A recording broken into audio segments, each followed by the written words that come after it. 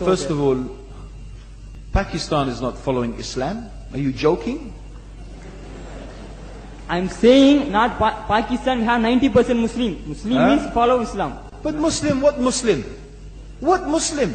I remember 15 years ago, it's not today and I heard it's worse. 15 years ago I remember going to a wedding in Pakistan.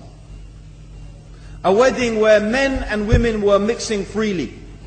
Where the bride was dancing on the stage with all the male members of the family dancing on the stage. I'm sure somewhere around, we probably hidden in a corner then, but I hear now it's open, drinking alcohol. What Muslim are we talking about? This was 15 years ago. Now I hear it's even worse. Oh yes, they're Islam. When the bride and the groom are walking to the car, they're holding the Quran over their head for blessing.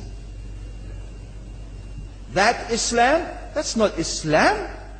What Islam is that? That's exactly the thing I'm talking about. That's why Muslims are in such a mess.